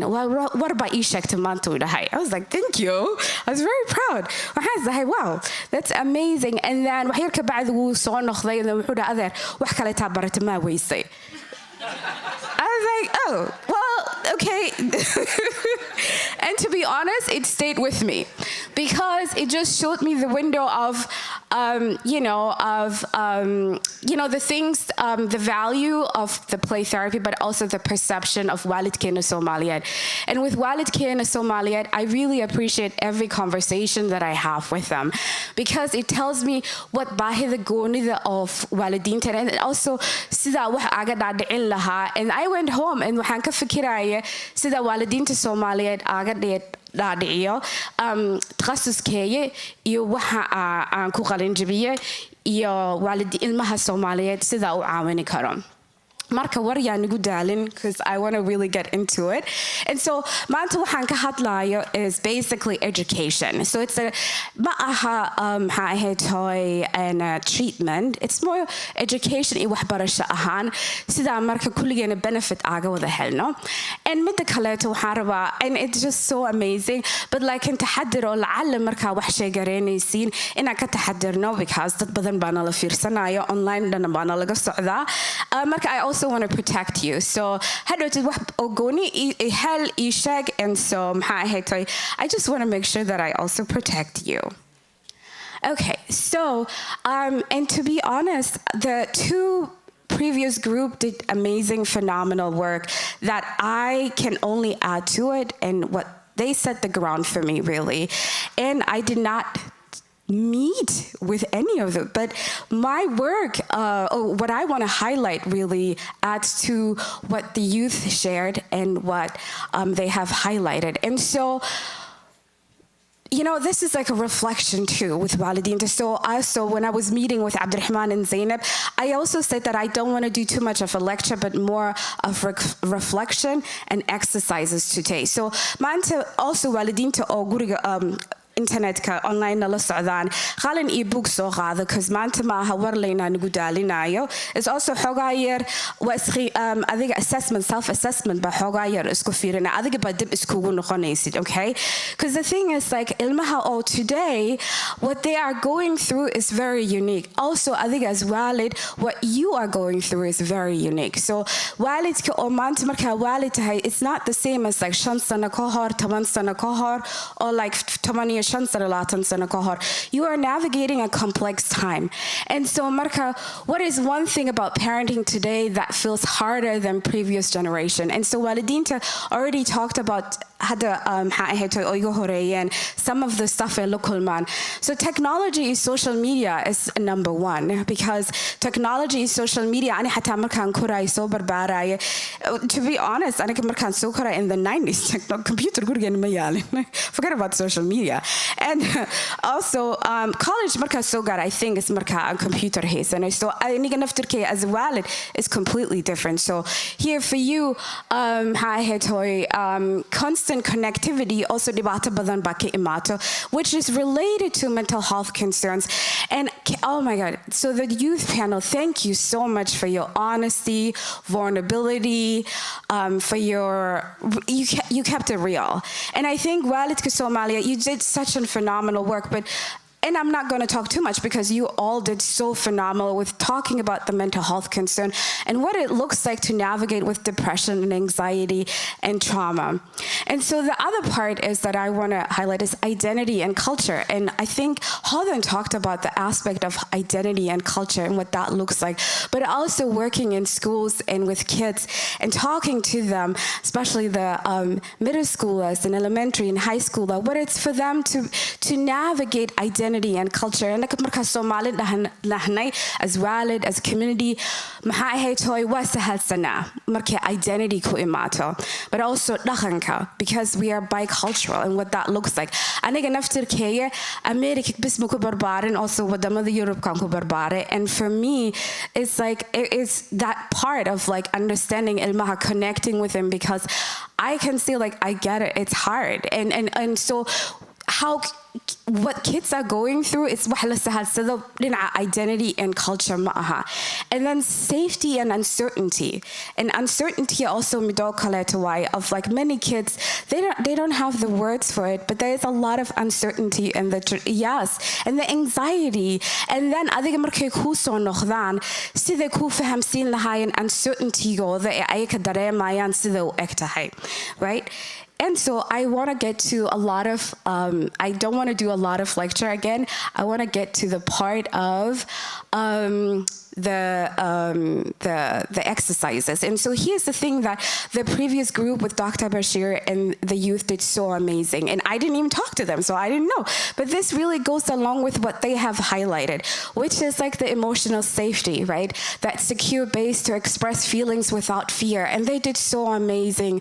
Hadan and, sorry, the fella, Abdusalam, and the actor, Nuruddin, beautiful. You guys just highlighted so, and I didn't even know what you guys will touch on it, but you did so good. And then consistency. And then the other part is connection and belonging and co-regulation and validation. And that's something that they all talked about, co-regulation and validation. To be validated is something that is not liked, but it's something that is really needed, and that can have a big impact on a child, one of the biggest impact. And so behavior is not, so many times walideen tuharagtin is the behavior, but behavior is communication. A child is telling you through their behavior what is going on internally and in their world, right? And so anaka walideen tena Somaliyad inta kuso bodlehed, it's to just stay curious. And to also ask, what is the child trying to communicate through the behavior, through curiosity, and not immediately to problem solving and lecture, because they talked about a lot about the lecture aspect and the problem solving, but I will recommend here and highlight curiosity. Come from a curious place. Come from a place that you wonder as what is it. Okay, so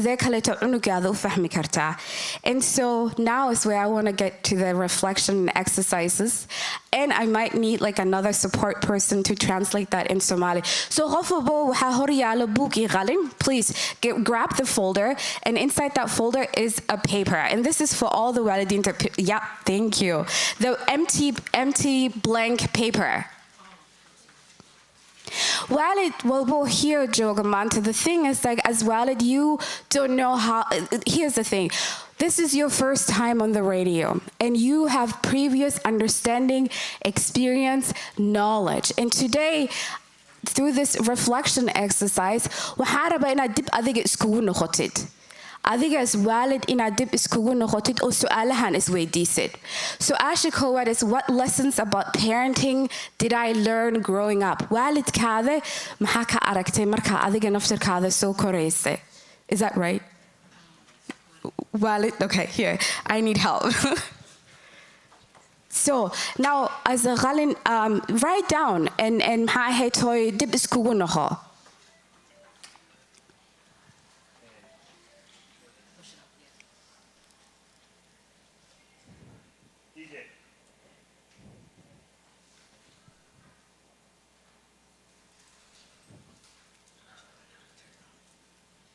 Is it on?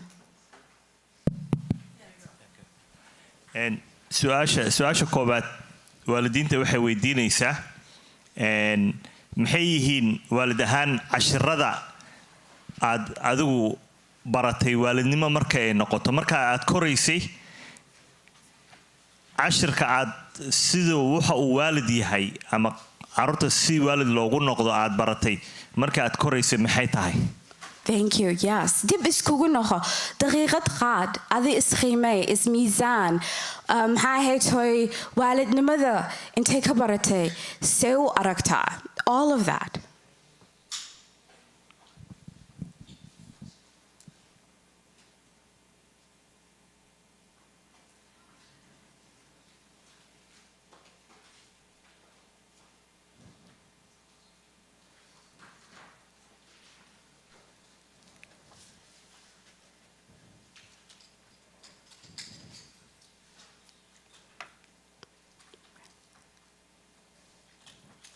Beautiful. Midda labaad, what family strengths do I want to carry forward? So every family has beautiful strength. So now, dib iskugu noqo, and family, Abdurrahman, no, I need you. Family strength, yes. su-aasha labaad waxay tahay marka waalid ahaan qoyskaaga waxyaabo badan waxaa jira ay ku wanaagsan yihiin oo adigu markaas aad og tahay ama astaamo waxaa jira aad leedahay waxaan ayay waalidkay ku wanaagsanayeen marka maxay yihiin astaamahaas ama waxyaabahaas wanaagsan ee aad rabto inaad adigu aad waalid ahaan sii wado oo caruurtaada aad maaragtay aad barto ama adigu aad caruurtaada aabbihi hooyo ugu noqoto waalid ahaan. Thank you. Beautiful. Yes, exactly.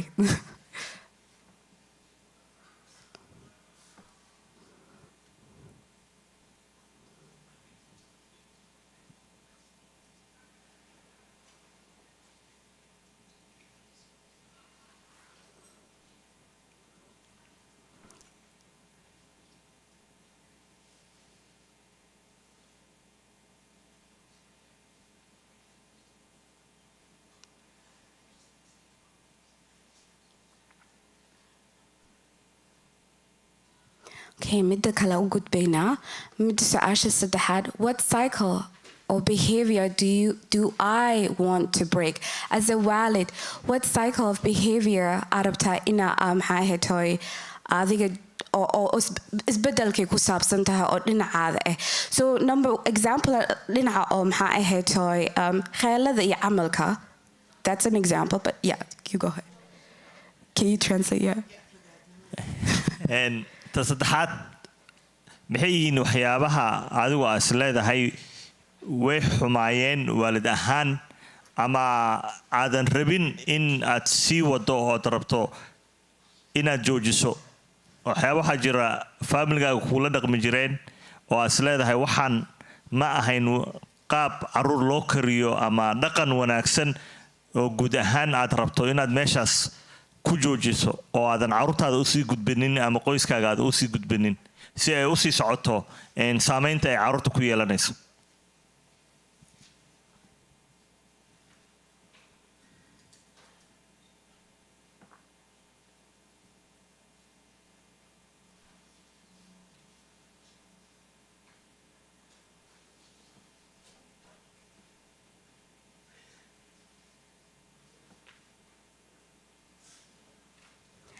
Midda afaraad is how did my caregiver, so adiga waxa ana waalidkaada, so adoo waalid waxa hadda you think about your parent, right?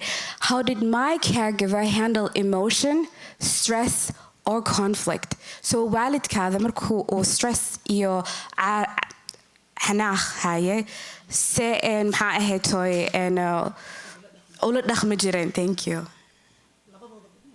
Yeah, yeah, stress, conflict, ayaka stress ka waalid. So adiga waalidkaada. Hooyi aba, yeah. Marka waalidkii kusoo koriyay adiga ama dadka waalid ahaan kusoo xanaaneeyay adiga kusoo koriyay sidee ayay marka aad xanaaqsan tahay ama isku buuqsan tahay ama khilaaf in soo kala dhaxgalo sidee kula dhaqmi jireen?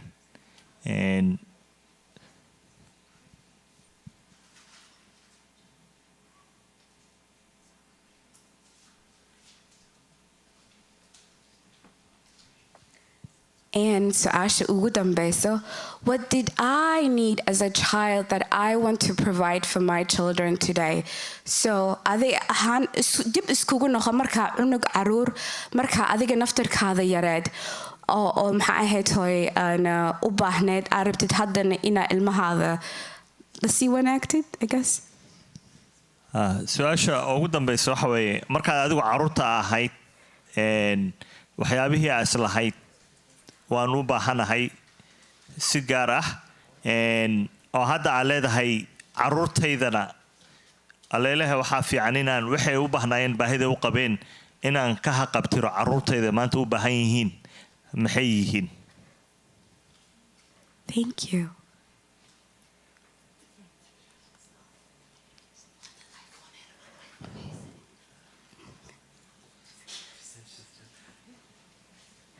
Okay, so the assessment ka wili o qimes ka maxaa ahayd hoy ma dhammeenin waa sii wadayna, okay? And so now is I create regular opportunities to spend quality time, one-on-one time with my child without distraction, yes or no? This is only for you ina isqimaysid ismiisaamtid waalid ahaan maanta meesha maraysid. It's not, it's educational. My child feels emotionally safe coming to me with problems, mistakes, or difficult emotions. Yes or no? Halas le qoraysa. That's okay. Yeah, that's.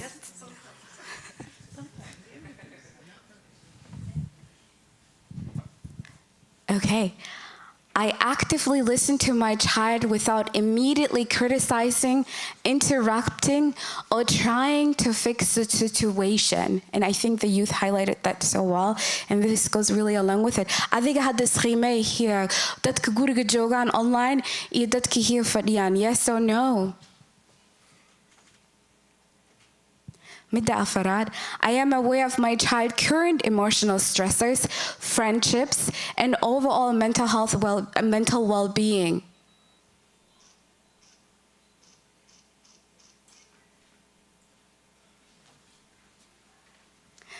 And then midda shanad, I model healthy emotional regulation, communication, and coping skills during stressful situation. Yes or no?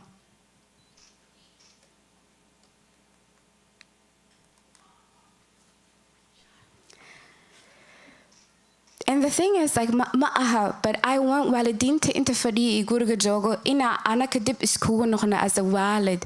Ina su'aalo isweydiisid oo ku saabsan dhinaca walid or parenting ahaan.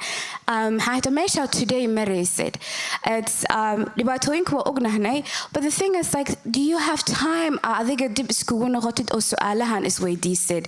Because, like, sometimes anaka as a walid, you also waqti badan ma haysatid aad dib iskugu noqotid. And so here's the reflection question. What is the strength in my relationship with my child? Is weydii. What is the strength? Everybody has a strength. Are you funny? Are you hilarious? Are you hoya o mahetoy thoughtful? Think about it. What is the strength ka? Asli hesatin. Hoya and Abba. I'm so sorry. That Freudian slip. Oh my God. Well, it's that shows like Hoya and Abba. What is one area I would like to improve? Now you did that assessment ka. So hadda isweydii. What is one area? So alaha ka hor jawaabtay arabtid ina iska badashid. Very simple. How can I increase emotional connection this week? Today, this week below. How sida more xiriirka u sii badin lahayd adii ilmahaada? What barriers are impacting connection? Maxaa dhiba like waxan oo ka maxaa ahaytoy ana ku hortaagan? Is it stress or ama shaqo ama technology ama exhaustion or adal zaid ama conflict?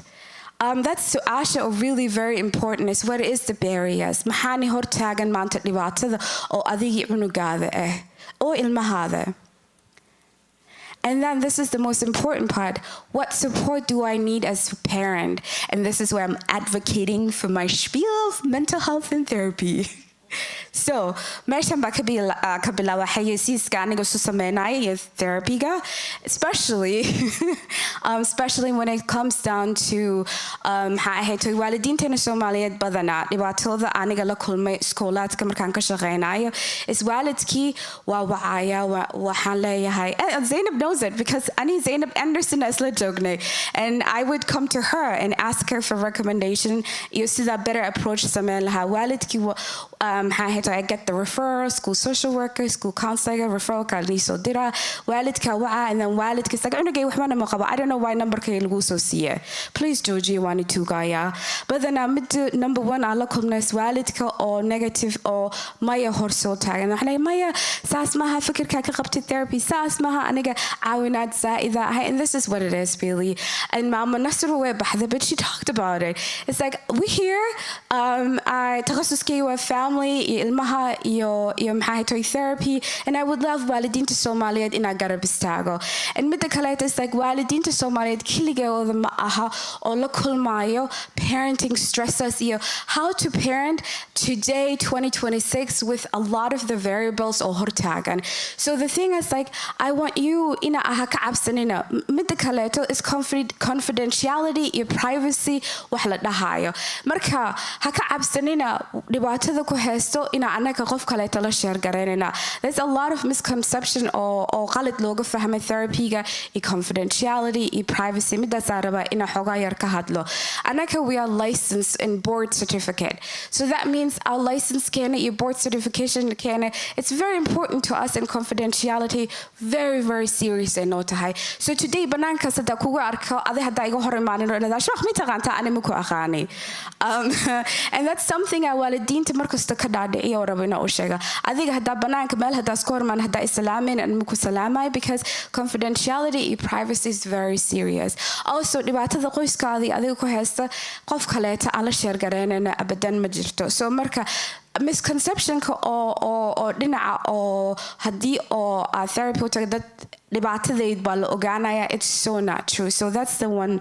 Midda kaleeto, there is the thing, it's like anaka ma u baahnin. Yes, everybody needs therapy. Therapy is fun. Therapy is engaging, and therapy is like, you know, it's not marki crisis bis jirto, it's also every day. And also as a khoisahan, you learn something about your family, how to communicate, how to play together. Again, takhasuske is play, so how to play as a family, how to have structure, and see the family xiriirkiina siduu isu imaan lahaydeen maxaa ahayta u kordhin lahaydeen. And so with that said, healthy parent-child, how I consistency, repair after conflict. Conflict happens. Everything in life has conflict, and conflict happens, but it's how you repair and how you, as a family, move on together and how you come together. And then, and I'm here, therapy is there for you. So that's another part where we can help with that. Emotional safety, and both the youth and the parent group talked about that. And presence. I understand busy alayahay, schedule is hectic, kala orada lagu jira, but find the time ilmahada ala fadhiisatid one by one, 10 minutes to have that structure together, to be present together, because you will learn into the window of yes, everything. Okay, so I'm gonna make it I see the time is going up, so here's the thing. We're gonna skip definitely that. Here's the thing. Weekly family meals, check-in and conversation. You know, shared prayer and mindful times together.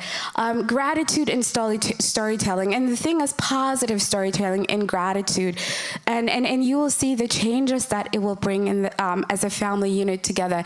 And then device-free time. And make that a house rule that is consensus that works for everybody. But the device-free time that you all agree on and that brings togetherness as a family. And the thing is, I wanted to highlight another thing, even for many parents. So there is a book called The Anxious Generation. Please take that down. It highlights what all parents are going through in today's time, right? And then I want to highlight another amazing parent who wrote a wonderful book, which is like Understanding Boundaries, who shared with me how he came about to write this book. Thank you so much. And I really, these two phenomenal books, when it comes down, learning is continuous. So it doesn't have a beginning or end. You learn as a parent. You learn from all things that you come across. And it is something that is a journey. It doesn't have like a beginning. And with each developmental milestone your child hits, there's a new challenges and as well as like ups and downs that you come across. And so please always see seek out therapists and mental health providers. We are here to support you. And I think we're gonna skip everything else, but you can find me at my table and we'll talk all things play therapy, all things mental health, and if you have specific questions, I'm here throughout the day. Thank you so much, everyone. Have a wonderful day.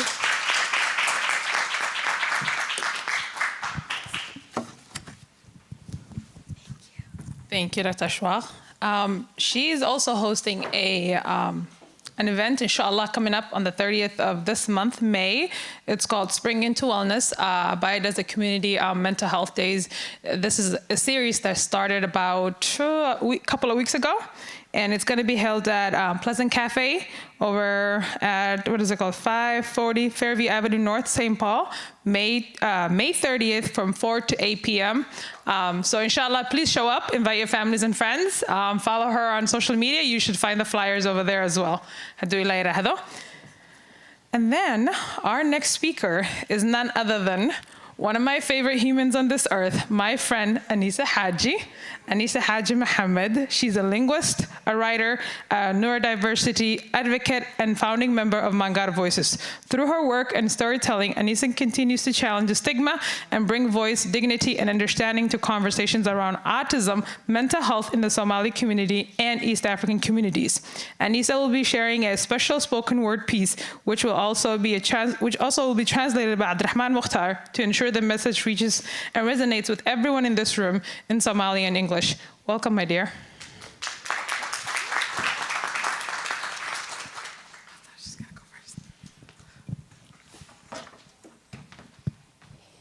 Assalamu alaikum. Where do you want to sit? Next one, here? Okay. I was hoping that I wouldn't fall. Kinda. This one? Is he talking to me? Okay. Assalamu alaikum, everyone. I hope you're all well, inshallah. My name is Anisa Haji Muhammad, and I'm so happy to be here supporting one of my favorite community leaders. If Abdurrahman tells you to show up, you show up. You don't have any other choice. So Abdurrahman asked me to share a poem that's based on mental health with you all, and I think many of you have heard it before. It's called Mahakamakan. And it was inspired by a lot of the conversations that we heard where, parents are really confused about why a child would face depression or anxiety or even have addiction issues. Oh, you have a house, you have clothes, because parents are comparing their issues to back home, which are not the same. Parents went through civil war, they went through so much strife, and they cannot imagine how a teenager or a young adult could be struggling. It's it almost feels like a slap to the face for them. And so I wrote this poem in 2018, and the title is Mahakamakan, or what is missing from you, for those who don't speak Somali. What's missing from your life? What could possibly be wrong for you to, be experiencing distress of any kind? And in the poem, it's supposed to be like a young person, they respond. So these are the things that are missing from my life. And when I lived in St. Cloud, there was a really amazing poet named Hamid who made a Somali version in response. And I thought it was really beautiful. So Abdurrahman will read it and I'll read the English. But first I'll read my version. Speaking of St. Cloud, there's Bashir. Hi, Bashir. Whenever I see Marher St. Cloud, I get very proud. That's my first home. Okay. Mahakamakan. Waxayga maqan, peace of mind, a respite from overthinking, of resting at night like others, and entering the garden of dreams. Instead, I lie awake, regretting what was before, anxious of what is to come, as the present continues to elude me. Waxayga maqan, a mental burden lifted.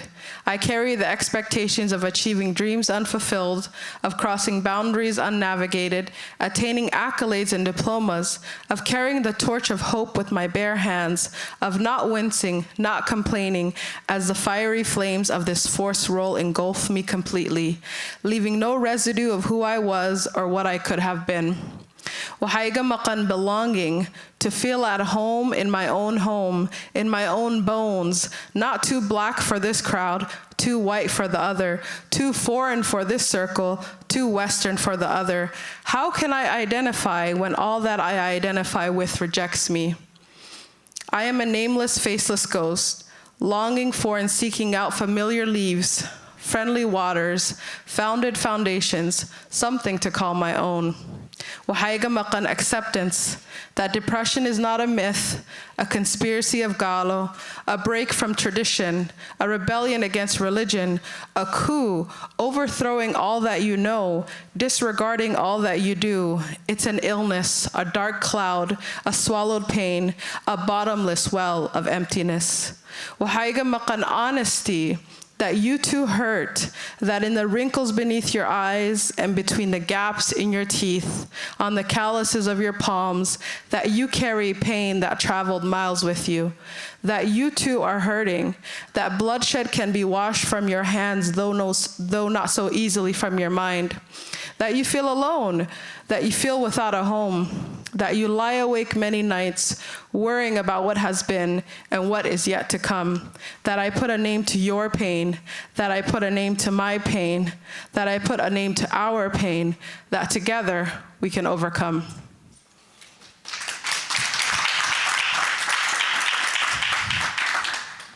Mashallah, mashallah.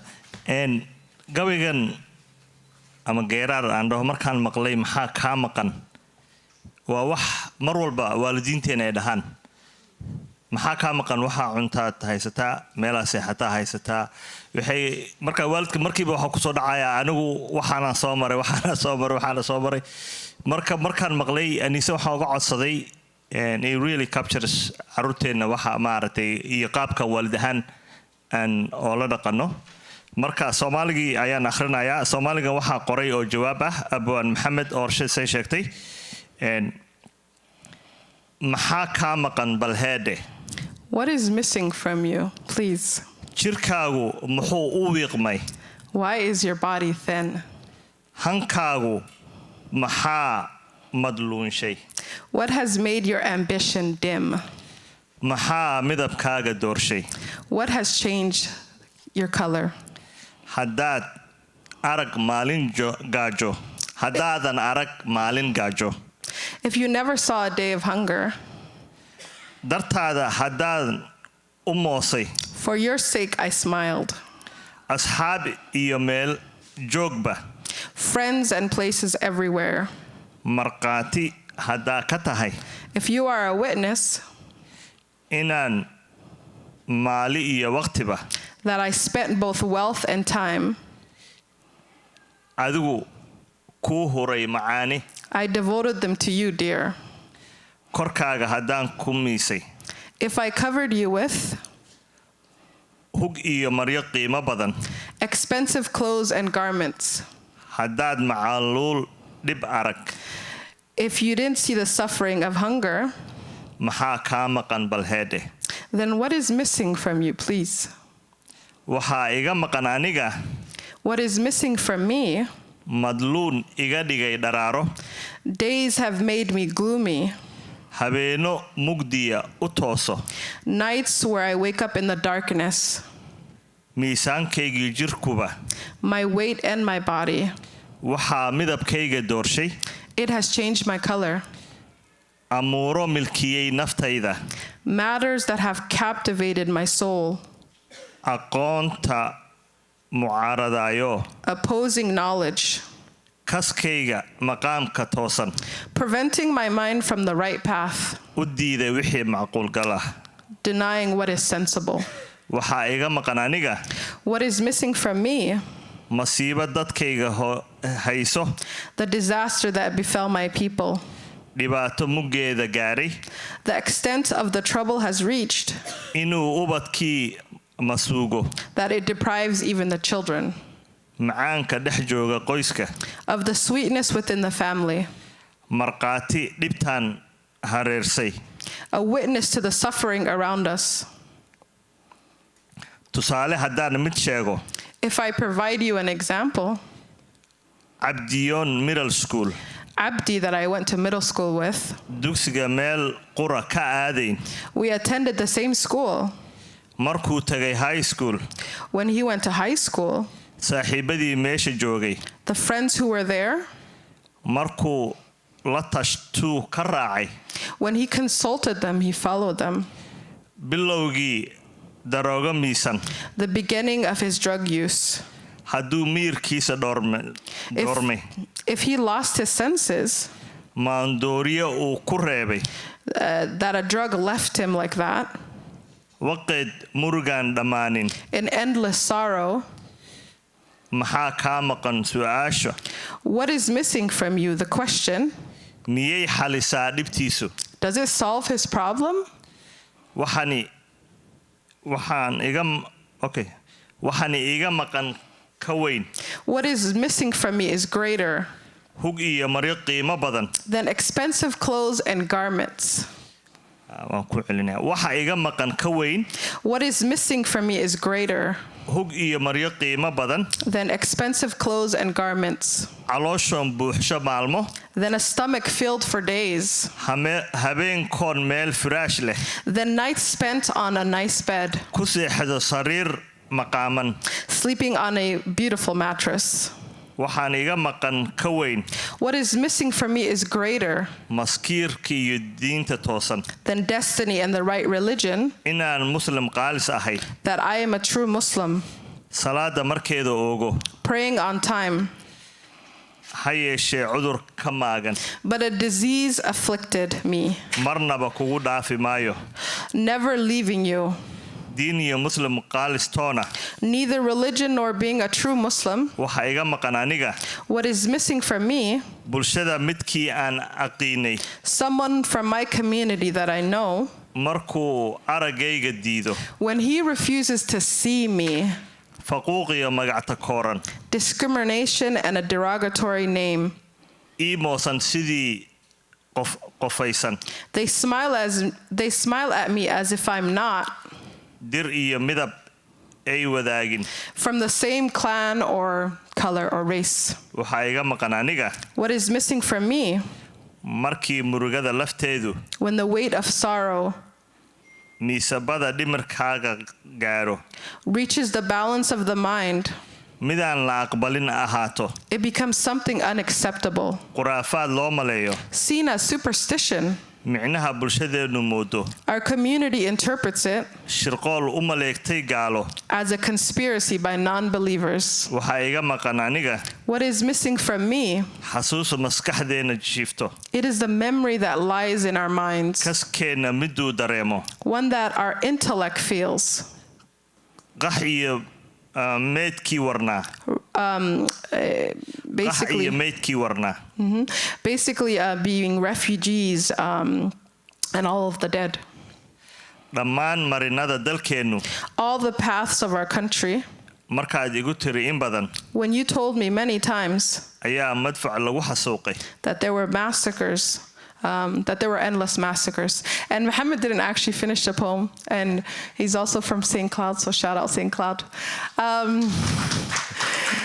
And he didn't finish the poem, and he told me that this was basically the essence of my poem. It was not word for word, and he added a lot of lines. But something I want to say to the crowd, there's still, some youth here. I want you to know that, depression and anxiety is not something that you just experience alone. A lot of parents experience it.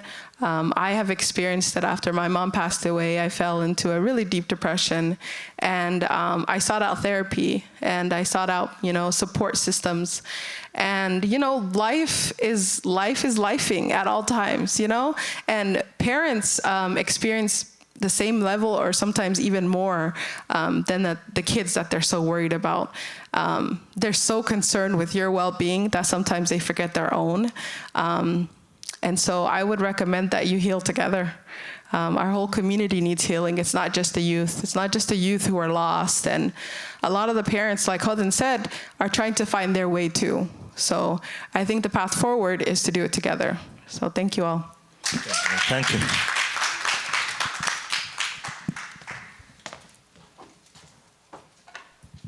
Thank you both. خير الله ينسيه. As a community, especially Somali, we like to play this resilient, strong-minded, but mental health is real and is stronger than any physical disability and any physical illnesses. So so you always have to be able to take care of yourself, and it starts with the parents before the kids. Hooyooyinka dhibka ugu weyn haysta maxay tahay markay ilmuhu dhalaan postpartum ku dhacdo haddana laga treat garin postpartumkaasayto it goes on to the next. ilmihii ma korsan karaan waxyaalo badan baa imaanayso calaa kulli xaal dawooyinku waxun ma ahan ilaahay wuxuu yidhi cudur walbana adduunka keeno dawadeedana waan keenay. If mental health is an illness, so dawo way u taallaa, whether it's a depression, anxiety, and so on. Seek help, seek services, and like Dr. Schwach said, it's confidential. adi haddaad afkaaga furin dhakhtarkaaga afkiisa ma furayo, qofna kuuma sheegayo. maalinta diyaar noqotidna de ka hadal adiguba.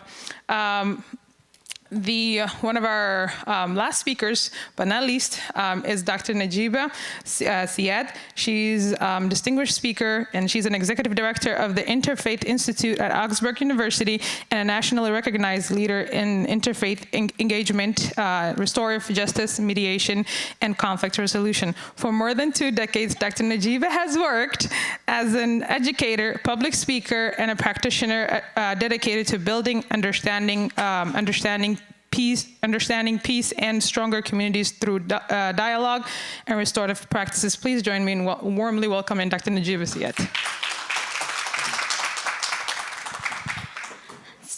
Assalamu alaikum. Assalamu alaikum. Oh, come on, one time better. Assalamu alaikum. Wa rahmatullahi wa barakatuh. So when you heard everyone say, I'm much shorter, when you hear anyone say, when Abdurrahman Mukhtar says, hey, show up, do something, what do we all say? Yes. So this is our 4th year hosting the conference. We're so excited to be here.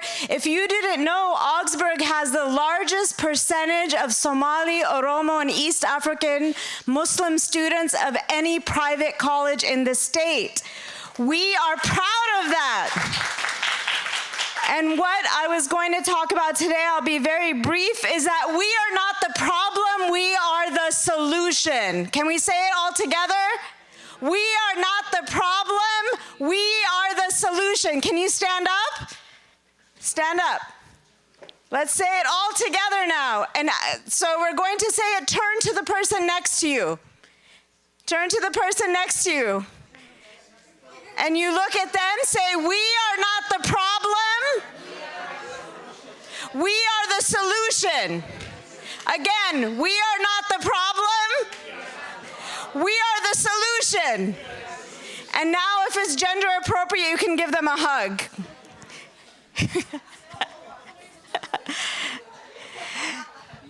So we're very excited.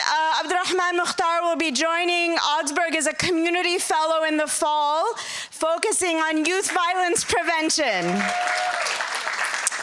And we're so excited. You met Hodan Yusuf earlier, where you'll see me at Brian Coyle every couple of weeks. We're working with the community on violence prevention programming.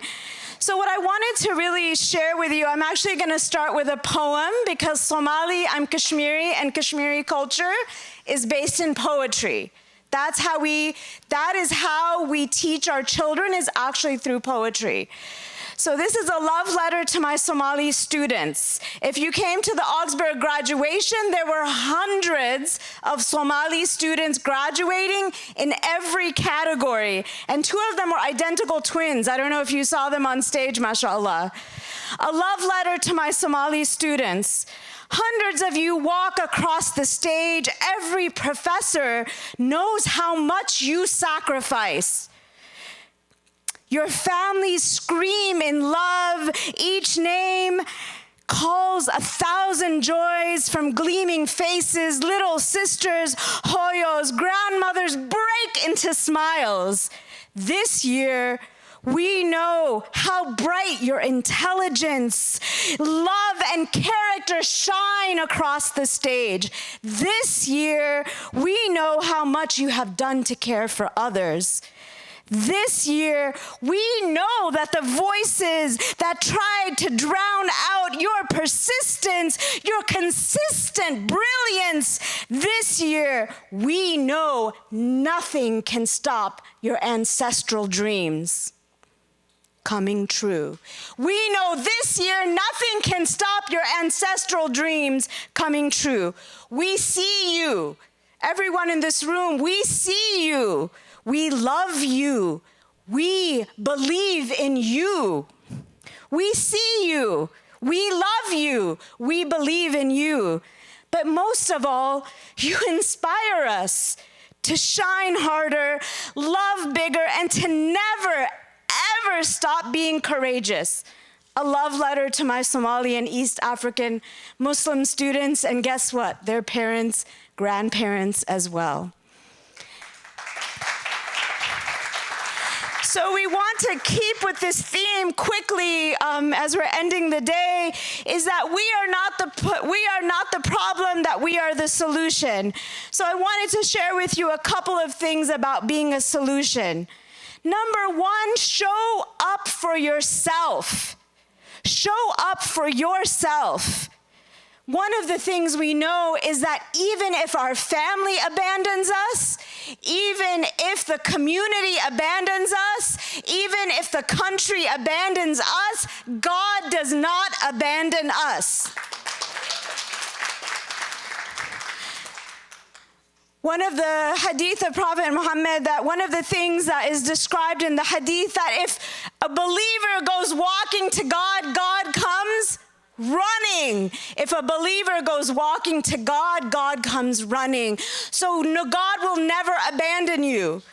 The woman on the street, all alone by herself, she may be abandoned by human beings, but she is never abandoned by God. So show up for yourself, because God is showing up for you every day. And part of that is we have to learn to forgive ourselves. Sometimes we're seeking forgiveness from everyone else, but the person we're hardest on is ourselves. Whether you're a parent, whether you're a child, whether you're a caregiver, many of us are taking care of parents that are elderly and raising young children at the same time. Many of us, my students, are one of 12 children. They are not only coming to my class, they're driving. I would get calls saying, my grandmother doesn't feel safe leaving the house during the ice surge. I have to go pick her up. So I want you to take a moment to remember to forgive yourself. As Imam Yusuf Abdullahi says, we are not garbage, we are gorgeous. Say it together. We are not garbage. We are gorgeous. We are gorgeous. You know why? Because Allah created you. Allah gave you ahsin taqweem, the most beautiful form of creation was the human body. So not only are you not the problem and you are the solution, but you are also sacred. Every human being in this room is a creation of Allah and endowed with karama, with dignity. So show up for yourself. Remember that one of the most dangerous things we can do is to believe what other people say about us. Once you internalize what is being said and you believe it, you are not showing up for yourself. So show up for yourself, and you did today. Those of you who are watching online, you showed up today. You showed up for yourself. The second thing that we have to think about is to show up for others and take care of others. So one of the studies shows that the 5 people that you surround yourself with are the people who will most influence your life. So when you are thinking about who are the 5 people that I surround myself with, they will determine the trajectory of your life. If they are people that are pulling you down, dragging you down, maybe it's time to think about those 5 people in your life. And to remember that whomever those 5 people are, we show up for each other. Because one day, I may not be able to show up for myself. I may be tired. I may be depressed. I may be in a moment of despair. inshallah, one of those 5 people shows up for you when you can't show up for yourself. The next one is ask for help. That bravery is in vulnerability, not in hiding our flaws, not in hiding and being shamed of our struggles, but actually the bravery is asking for help. For Prophet Muhammad sallallahu alaihi wasallam said that a believer is a mirror for the other. So what that means is we're a mirror of the good things of one another, but we are also a mirror of our weaknesses, of our difficulties. And that one of the things we need to do a better job of with each other is to say, I love you, brother. I love you, sister. I see you struggling. Or when the other brother or sister is a mirror of us, to say, I am struggling. I am having a hard time. Part of being a mirror is showing back the wonderful accomplishments, but in the moments, in the days when we don't feel great, that's part of the function of being a Muslim brother or sister to one another, is to be that mirror, to hold it up and to share with each other. So it's very important that one of the other things we think about is that one of the most important things is to have and to choose compassion for one another over anger. So we talked about what is strength? What does it mean to be a man or a woman or a teenager? So Rasulullah sallallahu alaihi wasallam said, strength is not the ability to dominate over the other, but it is those who restrain their anger. So we are actually strong when we seek peace with our brother and sister instead of violence. We are strong when we choose love and rahmah and compassion over cutting people down, over trying to show that we are stronger, whether we think we have a better job, we have more money, we have more physical strength. So one of the most beautiful parts of Prophet Muhammad's life, sallallahu alaihi wasallam, was not when he was in a moment of just valor. Do all of you know the story of the year of sorrow? Do you remember the year of sorrow? What happened to Rasulullah sallallahu alaihi wasallam, Prophet Muhammad? He lost his mother. He lost his mother. He was an orphan. He lost his wife. Who else did he lose? His uncle. So, and what else was happening in that year? There was a Muslim ban. Think about the modern Muslim ban. Prophet Muhammad experienced the first immigration ban. During that year, the tribe was not allowed to actually trade with the Muslims in that community. It was a year of sorrow. It was the year in which he could have been broken down. He could have given up his message. In fact, he was offered throughout his prophethood money, so many things to say, stop telling truth. What did he choose? What did he choose? He kept going.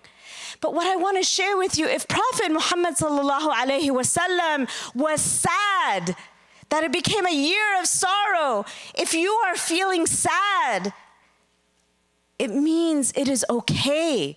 It is a part of being human being. If Prophet Muhammad sallallahu alaihi wasallam, the most perfect of human beings that each of us tries to be like, if he felt sad and he sought comfort in Allah and sought comfort in community, all of us can do the same.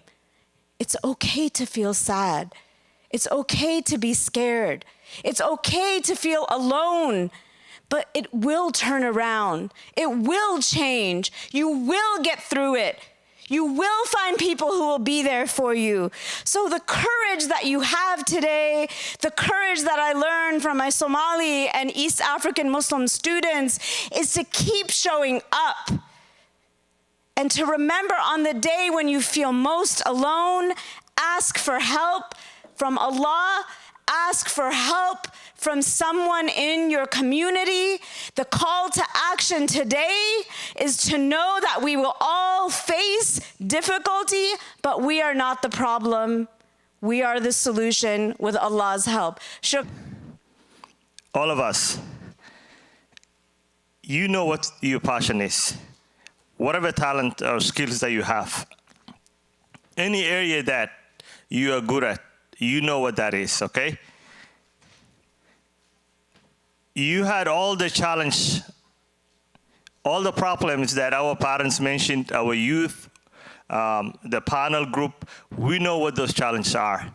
So just think about, base it on your skills and talent, passion, which challenge our youth are going through, can you align with, okay? And then the call to action is knowing that, what can you do? Can you mentor one young person? Can you volunteer in a soccer club? If you're good at basketball, can you volunteer and coach a basketball team? If that kid next door, if you know no one's teaching him how to ride a bike, are you willing to do that, right? So that's what the call to action is. Because if you only think Abdurrahman or Idil, Mangar Voices, or Dr. Abian, it doesn't matter. If you only think group of people that have titles or organizations can make a difference, we will never solve this problem. It takes all of us. And that's why earlier I said, it takes all of us. Wada jira ay gacmo wax ku gooyaan. Maamaha waad maqashaan mar walba far kaliya fool ma dhaqdo. So today, you see this beautiful youth summit. But last night I had volunteers that set up this space, right? Every Friday when I'm out there on the street outreach, I cannot do it alone. Someone is paying the pizza. Someone is picking up the tea, right? So I cannot do it alone. So it takes all of us. So I really want you to think, you may not be able to stand with me on CD Riverside every Friday, but that child next door, that family next to you, your neighbor, need that help. There's something that you can do. When Brother Abdsalan sits there and shares his life experience being in jail, in prison for 14 years, he's not sharing just to brag about that. It's awareness. He's creating awareness. When Nuruddin talks about Dakan Ellis and what he went through, it's an awareness. So whatever you can do, even if you share your own story, that's what the call to action is, please. So when you leave here today, we have been here since 10 a.m. this morning, right? So the takeaway should be, I have a passion, I have skills, what can I do to give back? And if you can do that, wallahi, we will all make a difference, okay? So with that, before I close the day, Pastor Jane, can you please stand? I know you're hiding at the back. So Pastor Jane is celebrating 30 years of working in this neighborhood and making a difference. 30 years, right? And the first Friday of every month, she volunteers with us. Her and her team, they buy the pizza, they help us with the supplies, right? So, and she does that quietly, right? So, as I speak now, next Saturday, my son Ali is graduating from high school, right? You've seen the photo of students graduating. That beautiful poem that Dr. Najib wrote for Somali students, Muslim students, right? So we have a lot of good things happening. Yeah. So we have to spread the love, the success. As a human being, we tend to talk about the negative. Let's focus on the good things that we have and say Alhamdulillah. With that, I want to thank everyone who volunteered. Steve Peacock, can you stand up? Give a hand, our MC. Yeah, our volunteers, Faisa, Nuruddin, David, and Abdullahi Sheikh, everyone who sponsored it, who made this happen. Wallahi, everyone who have been here, not only today, but every time, I invite you to Daryeel or any other community events.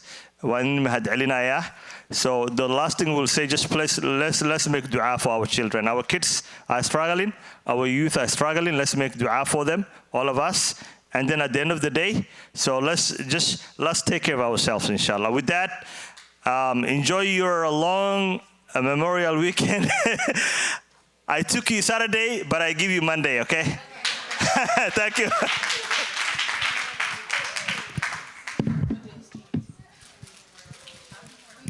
Happy Eid Day to everyone. Eid Mubarak. Yeah, Eid Mubarak on the 27th. Thank you.